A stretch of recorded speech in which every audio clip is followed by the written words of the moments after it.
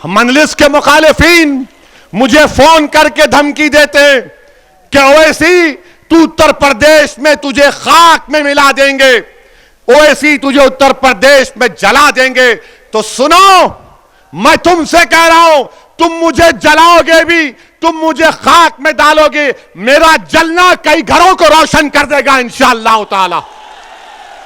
मैं रोशन करना चाहता हूं। मुझे जाना है इस दुनिया से एक दिन। मुझे डर इस बात का है, मैं गुनाहगार हूं, सियाकार हूं और अल्लाह जानता है ओवैसी क्या है। मुझे डर सिर्फ इस बात का होता है कि अल्लाह के सामने जब हम सब खड़े होंगे, ओवैसी क्या जवाब देगा। हशर का मैदान होगा, शाफ़े रोज़े जज़ा मोहम्मद मुस्तफ़ा सल्लल्लाहु अलैहि वसल्लम भी होंगे, क्या सहाबा इकराम होंगे, सैयदुल शुहदा अमीर हमजा होंगे, फारूक आजम होंगे, सिद्दीक अकबर होंगे, उस्मान जुल्नूरैन होंगे, शेर खुदा अली होंगे, हसन और हुसैन होंगे, हमारी अज़वाज मुतहरात सल्लल्लाहु अलैहि वसल्लम होंगी, गरीब नवाज होंगे, सब होंगे। तो हम क्या नजर मिलाऊंगा मैं? यही चीज डराती है मुझे, इसीलिए छोटी सी कोशिश कर रहा हूं। मुझे मालूम कि मैं अददी एतबार से, दौलत के एतबार से इन ताकतों से मुकाबला कोई बोलेगा नहीं कर सकते। मेरे पास एक ही ताकत है, वो अल्लाह की जात पर तवक्कल करके हम मुकाबला करते। मुझे आप पे ऊपर एतमाद है, मुझे आपकी मोहब्बतों पर एतमाद है, मुझे आपकी सोच पर एतमाद है, और आप में अब जो तब्दीली पैदा हो रही है, मुझे उस पर पूरा यकीन है कि लड़ाई हिस्सेदारी की लड़ाई होगी इंशाअल्लाह ताला।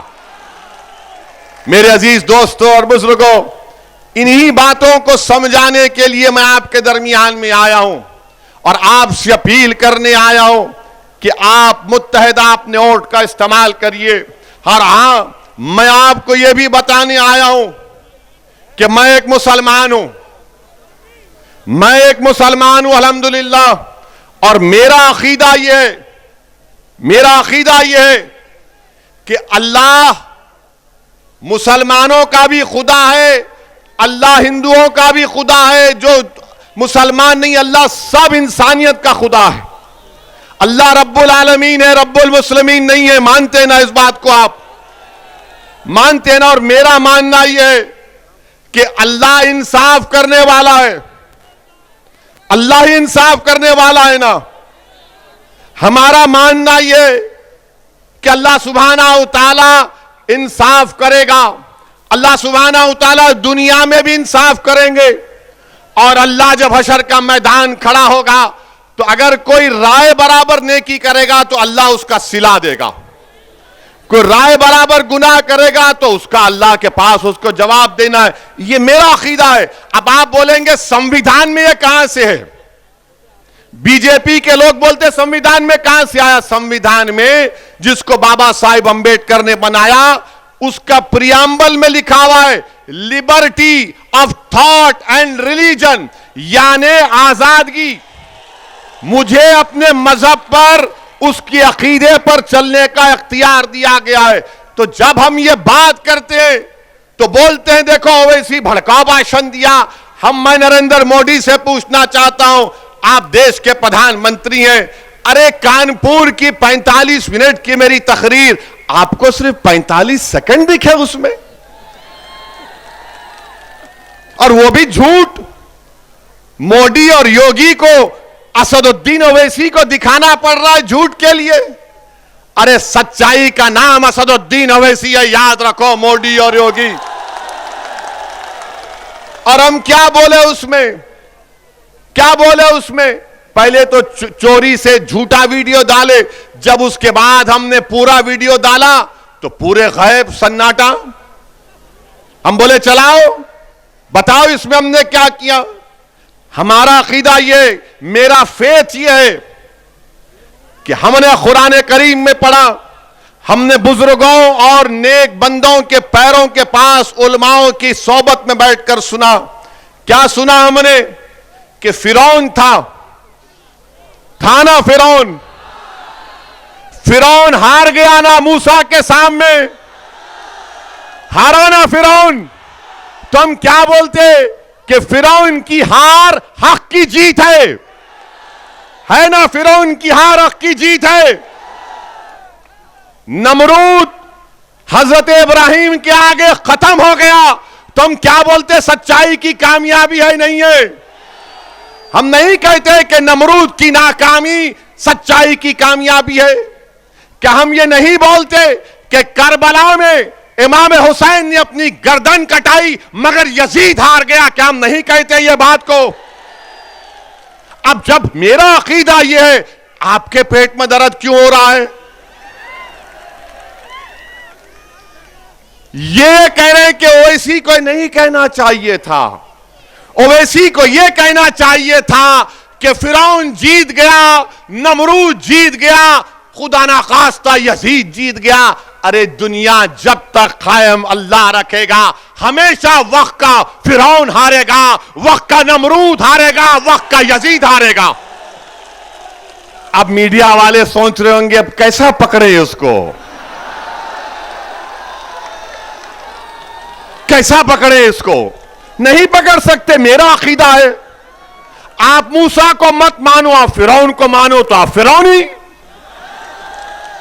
आप इब्राहिम को मत मानो तो आप नमरूदी, आप हुसैन को नहीं मानो तो आप यजीदी।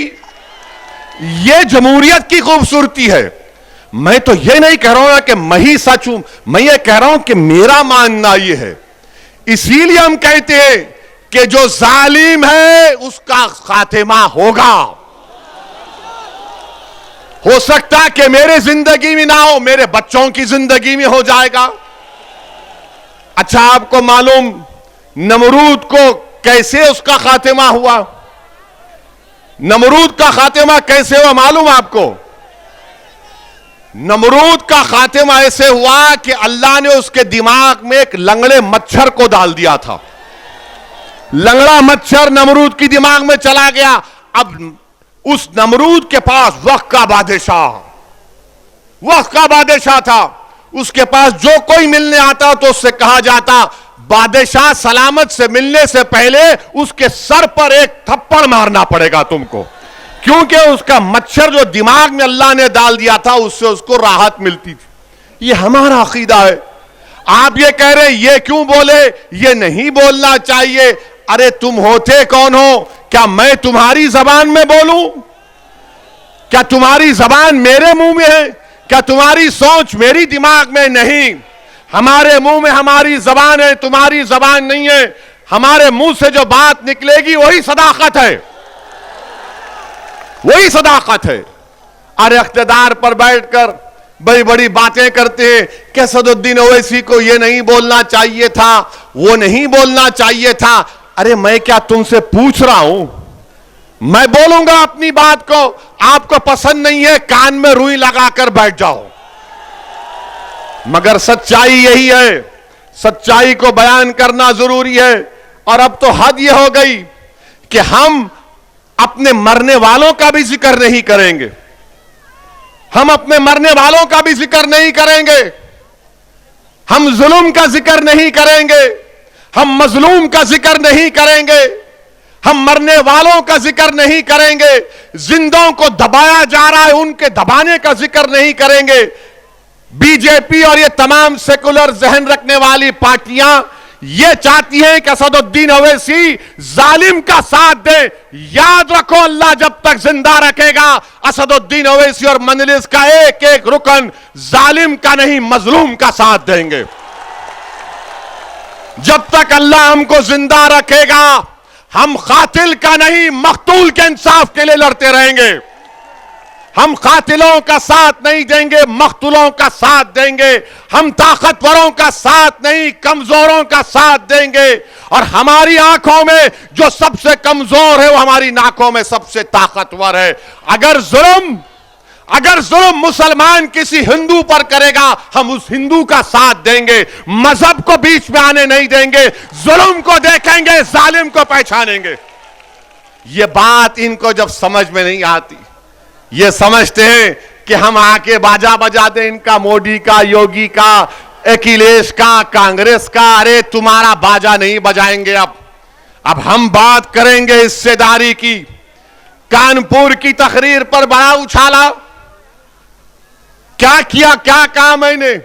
एक 80 साल के बूढ़े को उसकी दाढ़ी को लोचा गया और उसके जिस्म पर पेशाब कर दिया गया। मैं ना जिक्र करूं इसका, नहीं बोलो इसकी बात,